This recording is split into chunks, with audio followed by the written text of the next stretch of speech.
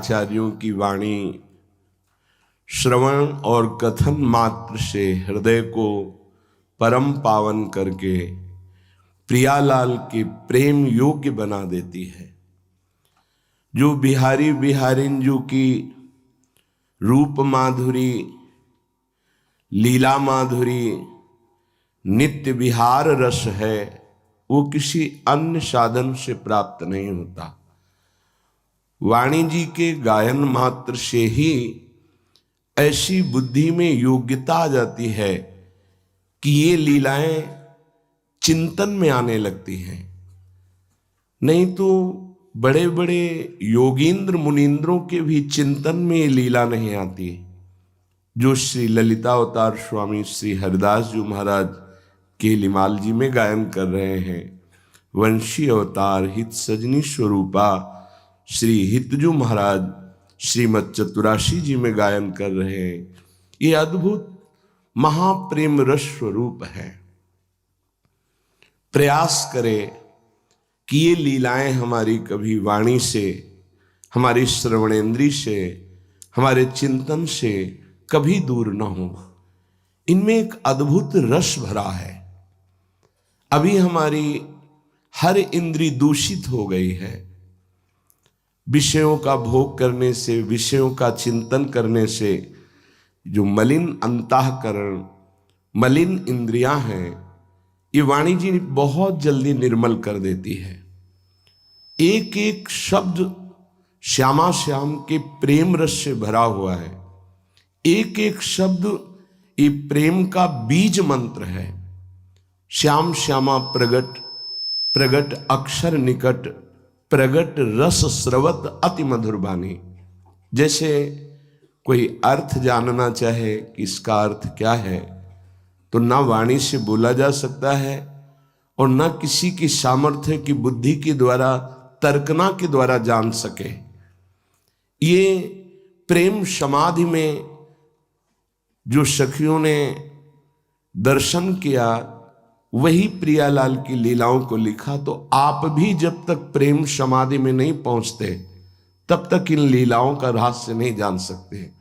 जैसे श्री लालजू महाराज ब्रज लीला में वंशी में क्लीन, क्या अर्थ है इसका?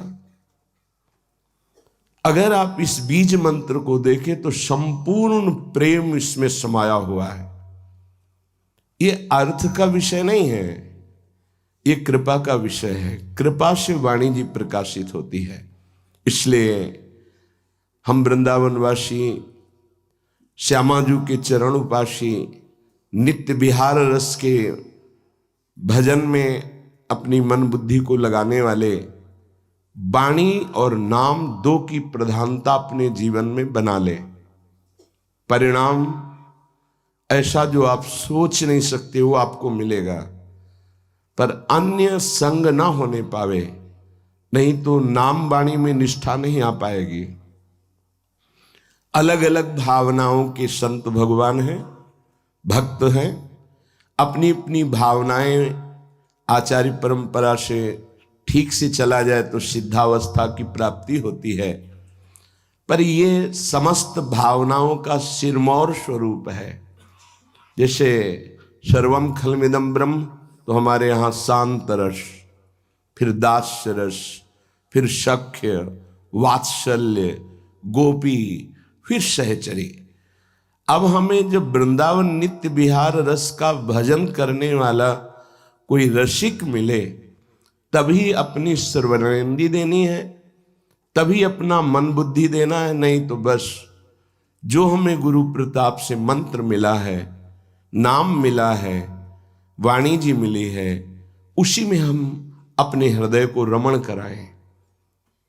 रात दिन एक कर दें। ज्यादा समय नहीं है, पता नहीं किस क्षण मृत्यु आ जाए। यदि लीला, गायन, श्रवण, मनन, अब फिर कोई परवाह नहीं।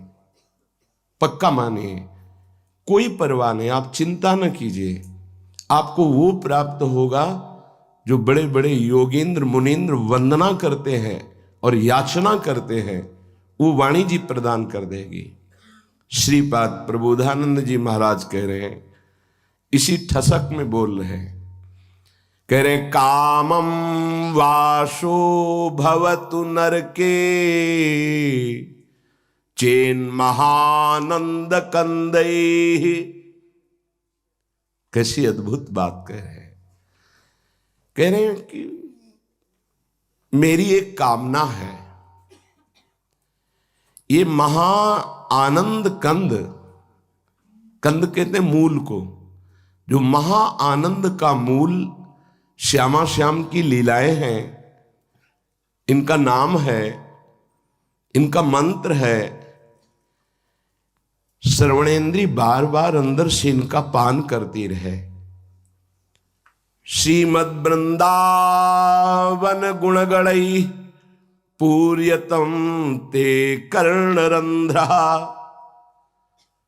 कहीं मुझे वृंदावन का आश्रय मिल जाए और वास मिल जाए और मेरी श्रवणेंद्री इन वाणियों का गायन श्रवण करती रहे, मुझे अब कोई परवाह नहीं।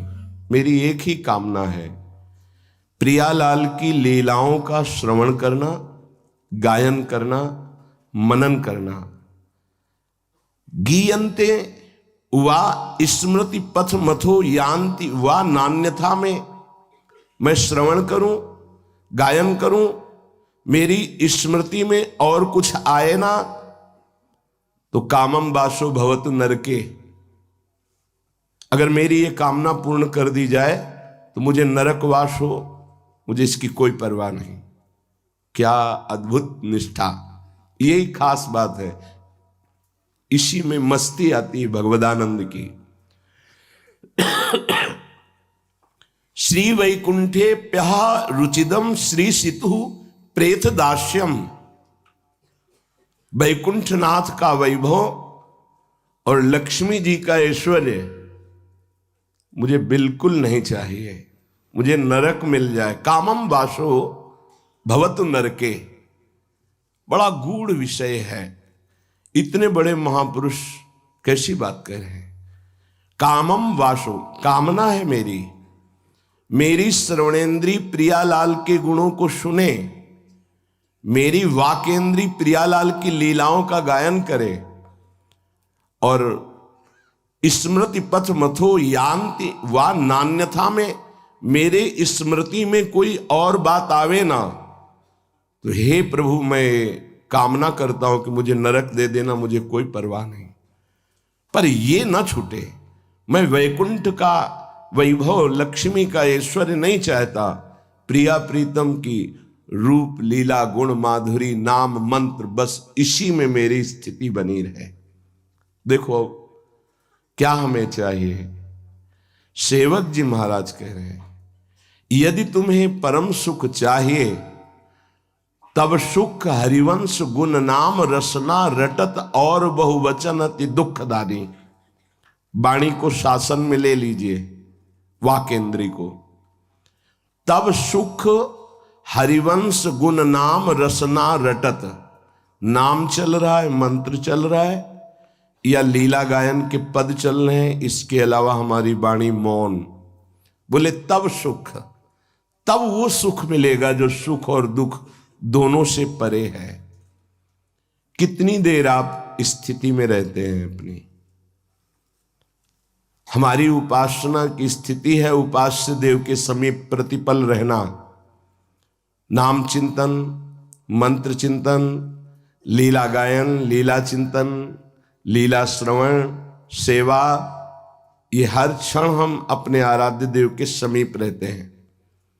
आप देखो कितनी देर आप सुषुप्ति में रहते हैं, कितनी देर प्रपंच में रहते हैं, कितनी देर देह में रहते हैं, कितनी देर भोगों में रहते हैं। नापो अपनी स्थिति को, एक कसौटी है।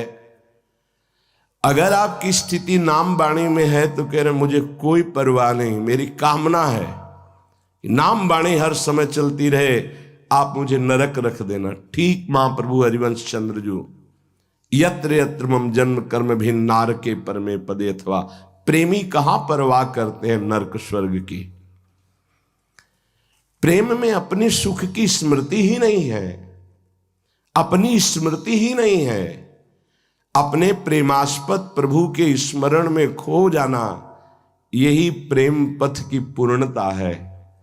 अपनी ही वो सुधि ना रही, एक रहो नंदलाल, ये नाम वाणी से प्राप्त होता है। श्रीपाद कह रहे हैं, हे काम, हे क्रोध, अब डरो मत, मैं तुम्हारा स्वागत करता हूं। रे काम क्रोध लोभाद इह सुहृदों में भवंतो भवंतो, आ जाओ, तुम्हारा उद्धार कर देंगे। काम, आओ मेरे हृदय में। हे देखो, डरते हैं सब, नहीं डरते? काम क्रोध लोभ मोह मद मत्सर, ये क्या कह रहे हैं? रे काम क्रोध लोभाद इह सुहृदो में भवंतो भवंतु, त्याज्याना देह पातम सतत मति समालिंगय मानंदयंतु। आओ मैं तुम्हारा आलिंगन करता हूं। काम क्रोध लोभ मोह मद मत्सर, मेरी देह में वास करो, कोई फर्क नहीं पड़ता। क्यों? अब तुमको भी प्रेम में डुबो देंगे। हमारी प्रियाजू के चरण हमारे हृदय में आ गए हैं। आओ, पहले डरते थे कि कहीं तुम हमको प्रियाजू से अलग न कर दो, अब डर नहीं है, क्योंकि गोरे चरणारविंद की ठसक आ गई है। आ जाओ, तुम्हारा स्वागत है, और पूरे जीवन भर तुम्हें रखेंगे अपने अंदर। त्याज्याना देह पातम, जब तक शरीर नहीं छूटेगा तब तक तुम्हें कभी निकालेंगे नहीं। और सततमपि समालिंगय मानंदयंतु, सदैव तुम्हारा आलिंगन किए रहेंगे। काम क्रोध लोभ मोह मद मत्सर, आओ, तुम्हें हम प्रेम में डुबो देते हैं। ये स्थिति महापुरुष की। सब डरते हैं काम क्रोध लोभ मोह मद मत्सर से। श्रीपाद प्रियाजू के प्रेम में डूबे हुए कह रहे हैं कि तुम्हारा सब जगह तिरस्कार होता है ना साधकों के द्वारा, आओ मैं तुम्हारा आदर करता हूं। जब तक मेरा शरीर रहे, मेरे अंदर रहो, अब कोई फर्क नहीं, तुमको भी प्रेम में बना दूंगा, क्योंकि प्रियालाल के चरणारविंद हृदय में है। अब हमको कोई परवाह नहीं। चेष्टाभिश्चेन निजाभि कथमपि परमम वंद्यमा पाद्य वृंदारण्ये धन्येन। वैसे तो तुम अपनी चेष्टाओं से सदैव बंधन प्रदान करते हो। हे काम क्रोध लोभ मोह मद मत्सर, जिसके हृदय में तुम जाते हो उसको माया से बांधकर दुर्गति कराते हो, तुम्हारा स्वभाव है। पर मैं तुम्हें प्रेम बंधन में बांधूंगा। ये है प्रियालाल के चरणारविंद की प्रेम की स्थिति। आवाहन कर रहे हैं, ऐ काम क्रोध लोभ मोह मद मत्सर, तुम आओ, हमारे हृदय में रहो, तब तक रहो जब तक मेरा देह पात ना हो जाए।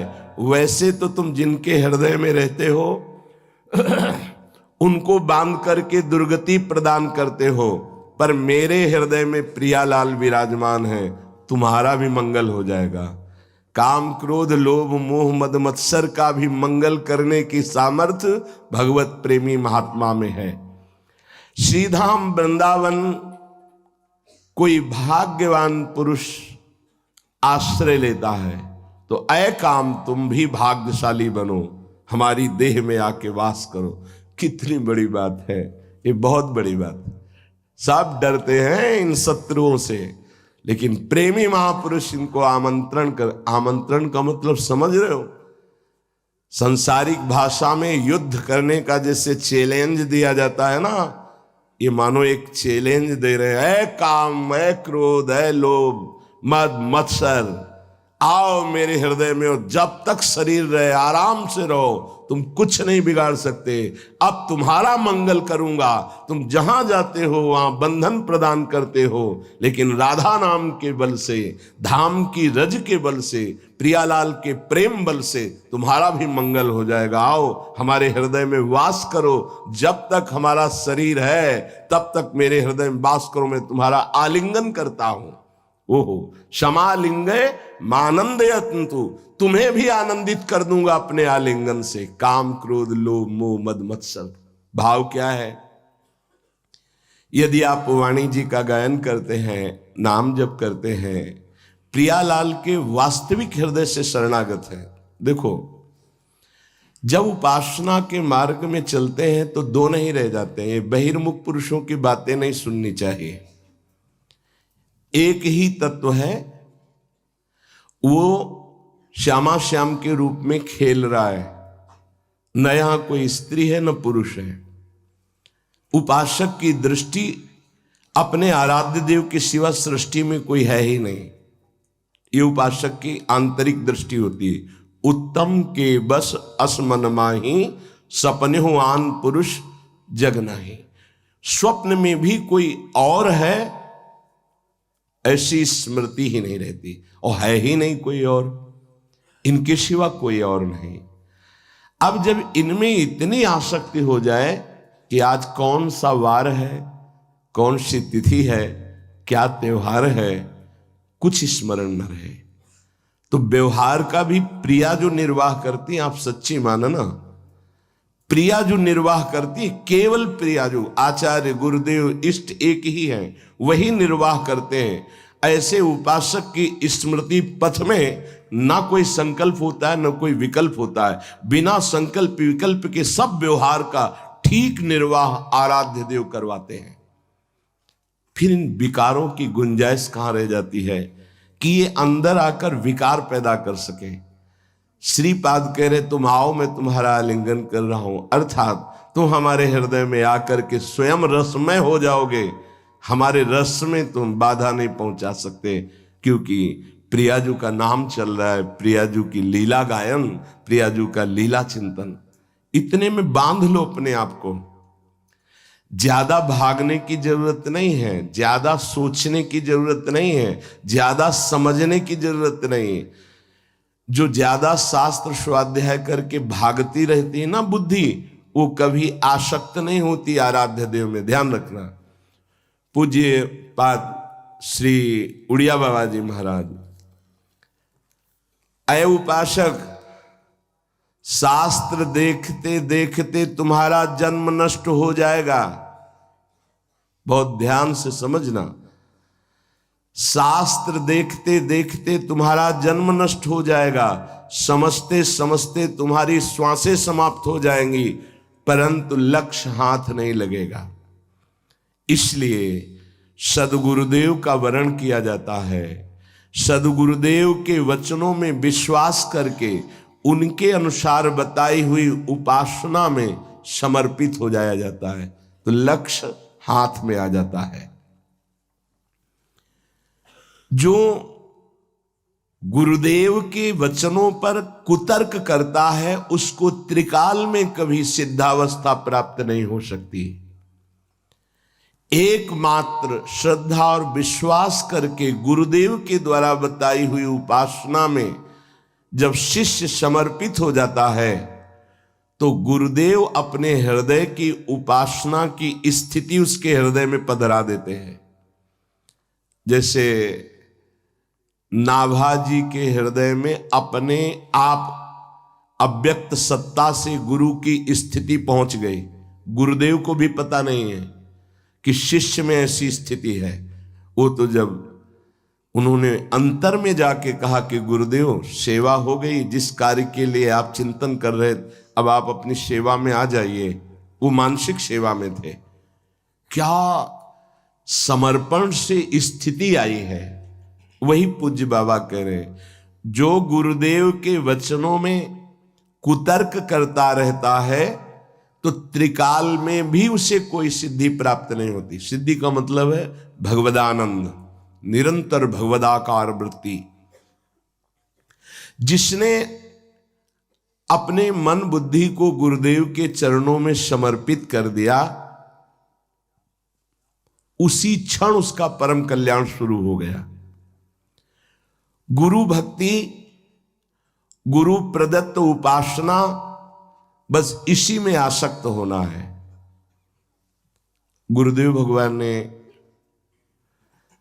जब संन्यास मार्ग से इस मार्ग में चित्तवृत्ति को समर्पित, तो कहा, पहला वाणी जी, दूसरा मंत्र, तीसरा प्रगट सेवा, चौथा मानसिक सेवा।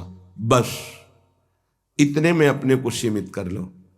रात दिन मंत्र नाम वाणी प्रगट सेवा और मानसिक सेवा, ये उपासना की पूर्णता है। जब गुरुदेव भगवान बोले थे तो उसी क्षण लौट करके आके कुटिया में लिखते थे कि ऐसा आज भी हो। जैसे नित्य पाठ में कभी तो पहला वाणी में अत्यंत आसक्ति हो जाए, वर्षों गाते रहे हैं, सुख की तरफ ध्यान नहीं दिया गया कि हमको तो वो आनंद नहीं मिल रहा, नहीं, हमें आदेश हुआ है हमें बस चतुरासी जी गानी, कभी उच्च स्वर से गा रहे हैं, कभी मानसिक पूरी हो रही है। वाणी जी और निज मंत्र या शरणागत मंत्र जो मिला है गुरु प्रदत्त, बहुत महिमा है गुरु प्रदत्त मंत्र की।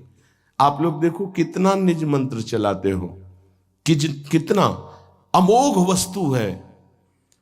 जिससे आपको कह रहे हैं कि बीज मंत्र होता है, आद्या शक्ति का क्लिंग, एंग हिंग क्लिंग क्या अर्थ है? क्लीम क्या अर्थ है? अर्थ नहीं देखा जाता, ये सिद्ध मंत्र हैं जिनसे पूरा निकुंज प्रकाशित हो जाएगा। जैसे निज मंत्र है, अर्थ थोड़ी देखा जाता है, क्या अर्थ है? संपूर्ण नित्य विहार, उसी का अर्थ है। वो बीज मंत्र है नित्य विहार का, उसी से नित्य विहार रूपी वृक्ष पूरा प्रकाशित होता है। आपके पास है? कितना जपते हैं आप? क्या प्रकाशित हो रहा है आपके अंदर? खुले नेत्रों में प्रियालाल की भावना चलने लगती है। गुरुदेव भगवान ने कहा था, जब बिना किसी चिंतन के आंसू चलने लगे, क्यों रो रहे हैं हमें कुछ पता नहीं, तब निज मंत्र प्रभाव डाल रहा है। देखना, जो मंत्र दिया गया है उसको रमाना होता है, वो सिद्ध मंत्र है, आचार्य परंपरा से मंत्र है, पर आपको रमाना है। आप कितना रमण करते हैं मंत्र में, देखिए, आप हृदय से देखिए, कितना शरणागति मंत्र में रमण करते हैं, कितना आप वाणी जी में समय देते हैं। खास बात, कितनी प्रगट सेवा करते हैं। मानसिक सेवा प्रगट सेवा के बाद ही प्रारंभ होती है। जब प्रगट सेवा में आसक्ति हो जाती है तो मानसिक अपने आप होने लगती है। जैसे श्री जी का श्रृंगार हो रहा है तो एक बाहर श्रृंगार हो रहा है, एक आंतरिक श्रृंगार हो रहा है। बाहर उतनी सौंज नहीं है, सेवा सौंज सामग्री, अंतर में एक से एक दिव्य हार जो दिव्य मणियों से चमक रहे हैं, धारण करवा। बाहर फूलों का हार, अंदर से मणियों का हार, बाहर से फूल का दाल सब्जी रख दी, अंदर से विविध प्रकार के भोग पदार्थ थाल में, साथ साथ चल रही मानसिक सेवा। गुरु भक्ति और गुरु प्रदत्त उपासना में जब शिष्य की आसक्ति हो जाती है तो उसकी प्रेमोन्नति होती है, वर्धमान प्रेम हृदय में बढ़ने लगता है। जिसका अपने गुरुदेव और ईश्वर में किंचन मात्र भेद दिखाई दे रहा है, अभी बहुत कच्चाई है। हमारे गुरुदेव ही साक्षात हमारी लाडली जो है, हमारे प्रभु हैं। हृदय में भाव होना चाहिए, वाणी से बोलने की जरूरत नहीं। वाणी से बोलने से अच्छा नहीं रहता। अपनी भावना को कभी वाणी से नहीं बोलना चाहिए। हम अपने गुरुदेव को साक्षात प्रभु मानते हैं, बोलने की जरूरत नहीं, हृदय में रखने की जरूरत है। वाणी से तो व्यवहार में कैसे, ऐसे ही अंदर से आपका भाव होना चाहिए। वाणी से बोल दिया आप मेरे भगवान हैं और आचरण में बिल्कुल नहीं दिखाई देता कि आप श्रद्धा रखते हैं, किस कोट की, फायदा क्या हुआ? आपका जीवन बताए कि आप गुरुदेव को समर्पित हैं। गुरु और ईश्वर में किंचन मात्र भेद नहीं है। गुरु गोविंद न भेद कराई। प्रारब्धवशात हमारे हृदय में गुरुदेव के वचन, गुरुदेव की चेष्टा प्रतिकूल नजर आवे, हमारी बुद्धि मलिन है, कोई ऐसी घटना घटी, गुरुदेव प्रतिकूल बोल रहे हैं, कठोर बोल रहे हैं, उस समय तुम्हारी श्रद्धा और प्रबल होनी चाहिए, तुम्हारी बुद्धि और पवित्र होनी चाहिए, अभिमान ना जागने पावे, नहीं तो तुम गुरु कृपा से वंचित हो जाओगे।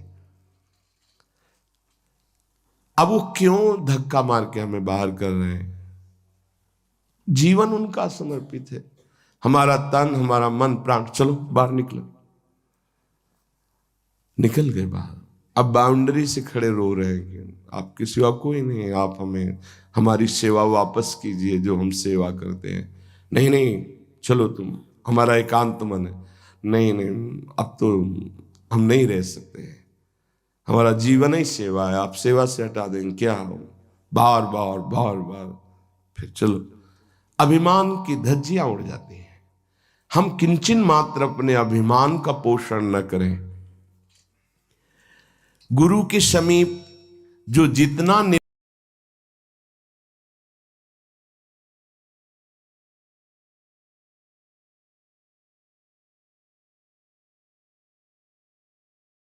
निराभिमानी रहता है, उतनी जल्दी उसके अंदर वस्तु तत्व प्रकाशित होती है।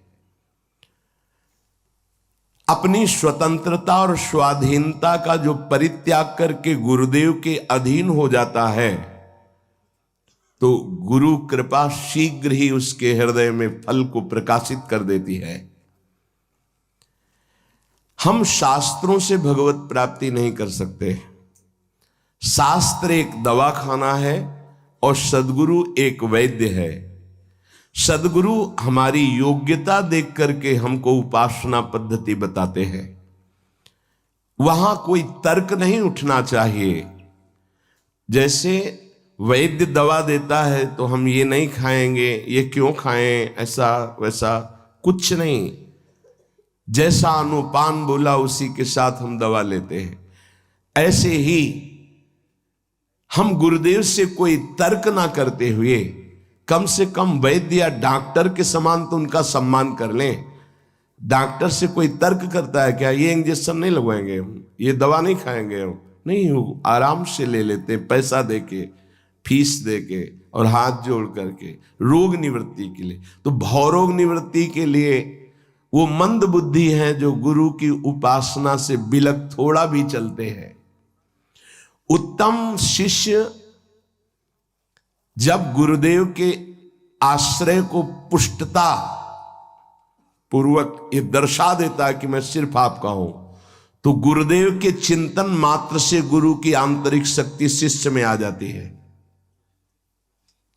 उसको विशेष साधना नहीं करनी, साधना करनी पड़ती है। गुरु ये अनुभव कर लें कि मेरा तन मन प्राण सब कुछ उनकी आज्ञा में है, बस इतनी साधना है। और वस्तु तो गुरु कृपा से। इसीलिए ध्यान मूलम गुरु मूर्ति, पूजा मूलम गुरु पदम, मंत्र मूलम गुरु वाक्यम, मोक्ष मूलम गुरु कृपा। उत्तम शिष्य जब ये अधिकार प्रस्तुत कर देता है कि मेरे तन मन प्राण सब आपके आश्रित है, मेरी साधना आप है, तो गुरु के चिंतन मात्र से गुरु के हृदय की अध्यात्म शक्ति शिष्य के हृदय में जागृत हो जाती है। मध्यम शिष्य गुरुदेव की आज्ञा पर सेवा करते हुए तो उनको गुरुदेव अपने दर्शन और वचन के द्वारा शक्ति प्रदान करते रहते हैं। उत्तम शिष्य जब ये योग्यता साबित कर देता है कि तन मन प्राण समर्पित, तो चिंतन मात्र से गुरुदेव के आध्यात्मिक शक्ति उसके अंदर जागृत हो जाती है। मध्यम शिष्य जिसका समर्पण कमजोर है, वो आज्ञा का इंतजार करता है, आज्ञा होने पर फिर वो चेष्टा करता है, तो गुरुदेव के दर्शन और वाणी के द्वारा उसको शक्ति प्राप्त होती है। और जो आज्ञा पर भी तत्परता पूर्वक वैसे आचरण नहीं करता, तो बहुत समय नष्ट हो जाता है, कृपा का अनुभव नहीं होगा। मनमानी आचरण करने वाले को गुरु कृपा है क्या? आपने दिया, गुरुदेव ने मंत्र दिया, प्राण है, जीवन है मंत्र, आप उसका आदर कितना करते हैं? सच्ची बात, इतनी भूल में है, इस कभी कभी बहुत व्याकुलता होती है कि आप समझ नहीं पा रहे, आपका एक एक सेकंड जो व्यर्थ जा रहा, जीवन में वापस लौटने वाला नहीं, और इसी में निज मंत्र जप सकते थे। बड़ी करुणा है जिनको मंत्र प्राप्त है, शरणागत मंत्र, निज मंत्र, नाम। आप उसको बार बार धन के रूप में देखिए ना, परम धन ये नाम है, ये मंत्र है, उसकी बार बार आवृत्ति, बार बार उसका चिंतन, बार बार उसका मनन।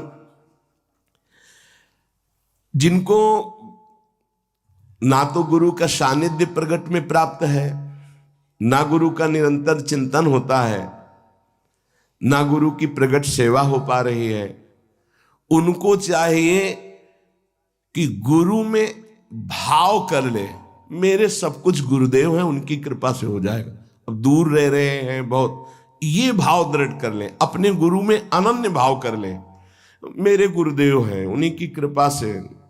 एक दो भक्तों को देखा है ऐसे वचन, अब अंदर से भी श्री जी वो भाव प्रदान करें। मेरे से तो भजन नहीं होता, मेरे से कोई साधन नहीं होता, पर मेरे गुरुदेव भगवान के सिवा कोई है नहीं। एक ठसक अंदर जिनके बैठ गई, बस वो फिर ये नहीं देखा जाता कि वो कैसा है, इसमें अपनी तरफ से है तो कि कृपा से गुरुदेव उसका मंगल करते हैं। सच्चा शिष्य वही है जो अपने मन और बुद्धि को गुरुदेव को बेच दे।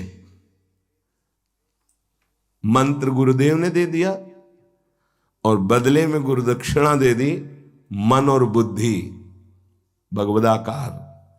मय्येव मन आदत्स्व मयि बुद्धिम निवेश, ये गुरुदक्षिणा नहीं देते।